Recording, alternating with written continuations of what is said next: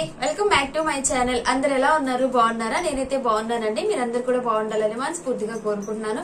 So ఈ రోజు video వచ్చేసి ఈ రోజు కూడా బేబీస్ కి సంబంధించిన వీడియో.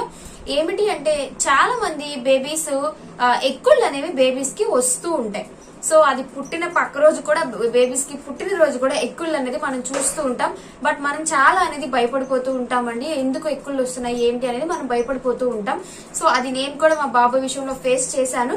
సో అసలు ఎక్కుళ్ళు అనేది అసలు ఎందుకు వస్తాయి, ఎక్కుళ్ళు వచ్చినప్పుడు అవి తగ్గడానికి ఎటువంటి జాగ్రత్తలు అనేది తీసుకోవాలి, సో అవి ఎప్పుడు మంచి సిమ్టమ్ కాదు అంటే మన డాక్టర్ దగ్గరికి ఎప్పుడు వెళ్లాల్సిన అవసరం అనేది ఉంటుంది అనేది మీకు నేను ఈ రోజు ఈ వీడియోలో అనేది చెప్తానండి. సో అంతకంటే ముందుగా మన ఛానల్ కనుక మీకు నచ్చినట్లయితే ప్లీజ్ మన ఛానల్ ని సబ్స్క్రైబ్ చేసుకొని ఛానల్ కి సపోర్ట్ ఇవ్వండి. సో అసలు చిన్న పిల్లల్లో ఎక్కుళ్ళు అనేవి ఎందుకు వస్తాయి? మనం ఒకటి చూసుకుంటే చిన్న పిల్లల్లోనే కాదు మనకు కూడా అప్పుడప్పుడు ఎక్కుళ్ళు వస్తాయి. మీరు గమనించే ఉంటారా, మనం తింటూ ఉంటాం, తింటున్నప్పుడు కూడా మనకు ఎక్కుళ్ళు అనేది వస్తాయి కదా. సో ఏమిటి అంటే పిల్లల్లో వారి యొక్క జీర్ణక్రియ అనేది అప్పుడప్పుడే డెవలప్ అవుతూ ఉంటుంది కాబట్టి ఈ ఎక్కుళ్ళు అనేది సర్వసాధారణం అన్నమాట.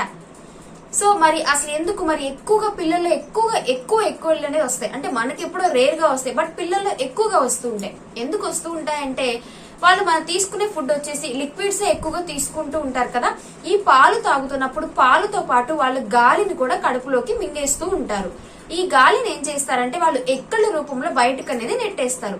సో ఏమవుతుంది, ఈ ఎక్కుళ్ళు రావడం వల్ల మంచిదే, ఏం కాదు. ఎందుకంటే ఈ గాలి అనేది లోపల ఉండిపోయి గ్యాస్ ఫామ్ అయితే ప్రాబ్లమ్స్ అనేవి లేకుండా, అలాగే వామిటింగ్స్ లాంటి ప్రాబ్లమ్స్ లేకుండా ఈ గ్యాస్ అనేది పైకి వచ్చేస్తుంది కాబట్టి దానికి మనం హ్యాపీగానే ఫీల్ అవ్వాలి. సో పిల్లల్లో ఎక్కుళ్ళు వస్తున్నప్పుడు మీరు అస్సలు భయపడొద్దు. ఇక తర్వాత ఈ ఎక్కుళ్ళు అనేది ఎందుకు వస్తాయి రీజన్స్ అంటే గ్యాస్ అనేది కాదు, ఎక్కువ మిల్క్ అనేది ఎక్కువగా తీసేసుకున్నా కూడా అంటే ఒకేసారి ఎక్కువగా ఫీడ్ అనేది ఎక్కువగా ఇచ్చేసాక కూడా వారికి ఎక్కుళ్ళు అనేది వస్తాయి. అంటే ఎక్కువ పాలు అనేది మనం ఎక్కువగా ఫుడ్ తీసుకుంటేనే మనకు తేన్పులు అనేది ఎలా వస్తూ ఉంటాయి. సో అలాగే పిల్లల్లో కూడా పాలు అనేది ఎక్కువగా తాగినప్పుడు వారు అవి అరాయించుకోవడానికి ఈ ఎక్కుళ్ళు అనేది ఎక్కువగా వస్తూ ఉంటాయి. ఇక తర్వాత మోస్ట్లీ బేబీస్ లో ఈ ఎక్కుళ్ళు అనేది నైట్ టైమ్స్ ఎక్కుళ్ళు అనేది ఎక్కువగా చూస్తూ ఉంటాం. మిడ్ నైట్స్ అనేవి ఎక్కుళ్ళు అనేది ఎక్కువగా వస్తాయండి. సో మేము కూడా ప్రాబ్లం అనేది ఫేస్ చేసాం. సో ఎందుకు అంటే నైట్ టైం అనేది క్లైమేట్ అంతా కూల్ అయిపోతుంది కదా. సో ఈ క్లైమేట్ లో చేంజ్ వల్ల కూడా బేబీస్ కి ఎక్కుళ్ళు అనేవి వస్తాయి. సో అందుకనే మనకు పిల్లలకి ఏంటంటే టోపీస్ కానీ సాక్స్లు కానీ చెవుల్లోకి గాలి అనేది వెళ్లకుండా చూసుకోవాలి.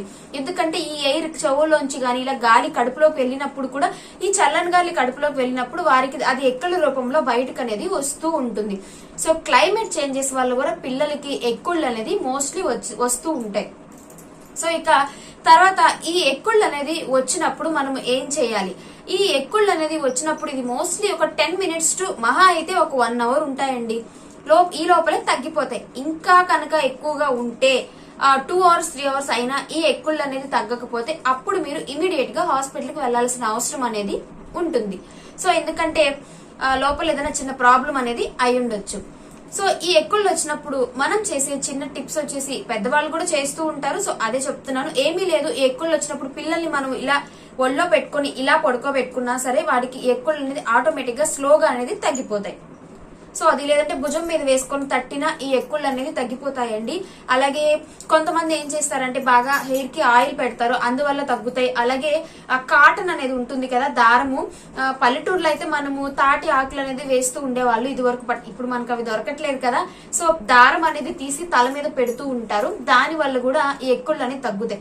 అంటే ఇది ఎంతవరకు నిజమో నాకైతే తెలియదు, బట్ ఇవి నేను చేశాను. అంటే పెద్దవాళ్ళు చేసినప్పుడు పిల్లలకి ఏదైనా ప్రాబ్లం అయితే ఎవరు ఏది చెప్పినా చేయాలని మనకు అనిపిస్తుంది కదా, దానివల్ల నష్టం ఏం లేదు. ఏముంది, తలకి ఆయిల్ పెట్టడం, దారం అనేది వేస్తే మనకేం నష్టం లేదు కదా. సో అందువల్ల ఈ చిన్న టిప్స్ అనేవి నేనైతే పాటించాను. సో ఇంకోటి, మీరు పాలు ఇస్తున్నప్పుడు మంచి పొజిషన్ లో కరెక్ట్ పొజిషన్ లో ఇలా పెట్టుకుని బేబీస్ కి మిల్క్ అనేది ఇవ్వండి. పాలు ఇచ్చిన తర్వాత వెమ్మటే వారికి టేప్ అనేది తెప్పించినట్లయితే మీకు ఈ ఎక్కుళ్ళు ప్రాబ్లమ్స్ అనేవి మోస్ట్లీ రాకుండా అనేది ఉంటాయి. ఇవి ఆటోమేటిక్ గా వారికి కొంచెం ఏజ్ అనేది వచ్చేసరికి ఈ ఎక్కుళ్ళు అనేవి తగ్గిపోతాయండి. మోస్ట్లీ 3 months కి ఈ ఎక్కుళ్ళు అనేవి ఆటోమేటిక్ గా అవే తగ్గిపోతూ ఉంటాయి. మీరు దీని గురించి భయపడాల్సిన అవసరం అయితే ఏమీ లేదు. సో ఎక్కుళ్ళు వస్తే ఇంకా హ్యాపీగా ఫీల్ అవ్వచ్చు. ఓకే, బేబీకి లోపల కొంచెం డెవలప్ అనేది అవుతూ ఉంది అని మీరు హ్యాపీగా ఫీల్ అవ్వచ్చు. సో మీకు డాక్టర్ అడిగినా మీరు ఇదే చెప్తారు, జస్ట్ అది నార్మల్ అని డాక్టర్స్ అనేది చెప్తారు.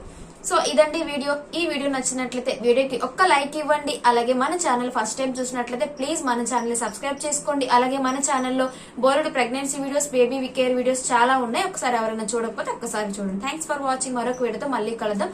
అంతవరకు సెలవు. బాయ్.